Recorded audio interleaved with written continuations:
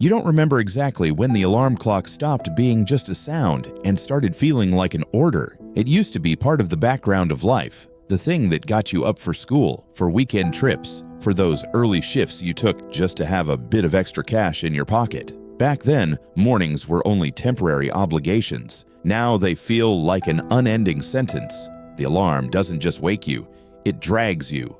Every day, the same tone, the same time, the same half-light seeping through the blinds before the sun even fully shows itself. You know the sequence by heart. Reach for the phone, silence the noise, stare at the screen too long because you don't want to move yet. You tell yourself it's normal, that this is what grown-up life is. Everyone does it. It's what you signed up for. Or maybe you didn't sign up at all. Maybe you drifted into it the way most people do.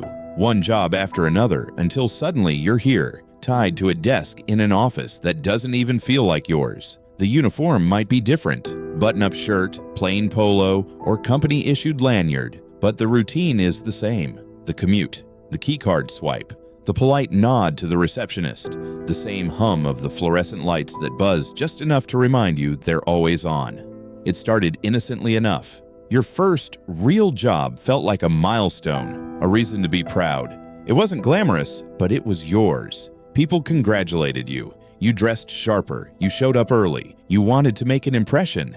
And for a while, that feeling carried you. You told yourself this was the foundation for something better. A career, a future, stability. But stability has a cost, and you didn't notice the payments at first.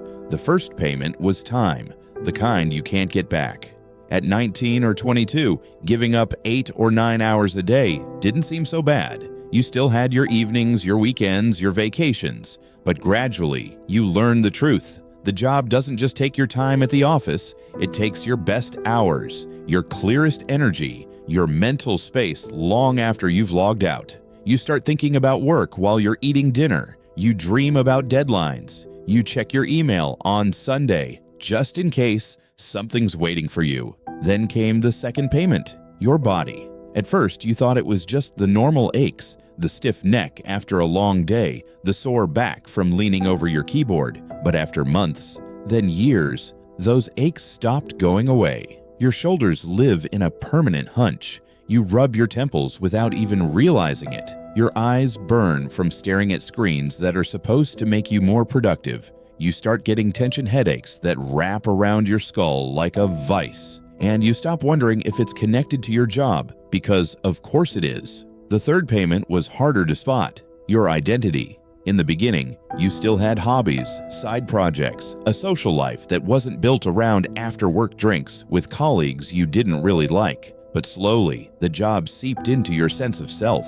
Your days were defined by the position you held, the projects you were assigned, the performance reviews you sat through. You stopped introducing yourself with what you enjoyed doing and started introducing yourself with your job title. And once that shift happened, it became harder to imagine yourself outside of it. You know the rhythm now. The day starts the same way. Clock in, log in, skim the inbox that's already bloated before you even open it. There's always something marked urgent. There's always a meeting you didn't need to be in. You recognize the sounds of the office without looking. The tap of keyboards, the click of the printer that jams twice a week, the beep of the microwave in the break room reheating someone's lunch. You've memorized the small talk so well it feels scripted. Lunch isn't a break. It's a pause between demands. You eat at your desk more often than not, scrolling through news you barely process, or staring at your phone as if it might offer an escape route. On the days you do step outside, you notice the world feels different, quieter, freer, and you resent having to go back in. There are moments of false hope, a promotion, a raise, a change in title that makes you feel like you've moved up, even if the work is the same or worse. You tell yourself this is progress. You convince yourself the extra $200 a month is worth the new responsibilities, the later nights, the higher expectations. But deep down, you know the truth. Promotions in this world don't loosen the chain, they tighten it. Your body adapts to the routine in the worst ways. You drink coffee not for enjoyment, but for survival. You sit so long that standing feels unnatural. Your Fitbit pings you to move, but there's always another email, another task that can't wait. By the time you leave at 5 or 6 or 7, you feel drained but restless, too tired to do anything meaningful, too wired to rest properly. Sleep becomes another chore you're bad at. The years start to blend. You mark time by the people who leave. A coworker quits, and you feel a flash of envy that quickly hardens into resignation. Another coworker gets laid off, and you realize how fragile the stability really is. Holidays come and go. Birthdays pass quietly in the office with supermarket cake. The seasons change outside your window, but your view never does. Somewhere along the way, you stop planning an exit, not because you're happy, but because the idea of leaving feels impossible. You've built your life around the predictability of the paycheck. You've adapted to the monotony, to the unspoken rules, to the slow erosion of everything you thought work was supposed to be. There's a second collapse that doesn't look dramatic from the outside. No shouting match with the boss, no dramatic resignation. Just a day when you realize you haven't thought about your own dreams in months. A day when you stare at the screen and feel nothing. Not frustration, not ambition, just a dull acceptance.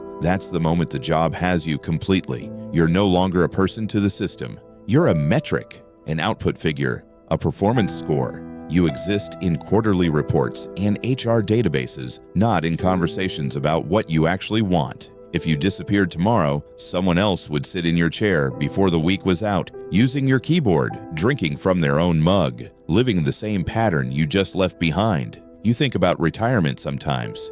It's painted as the finish line, the moment you finally get your life back. But the more you picture it, the more you realize the damage will already be done. Your best years will have been spent here, your health compromised, your identity tethered to a job you didn't love. Retirement won't give you back what the 9 to 5 took.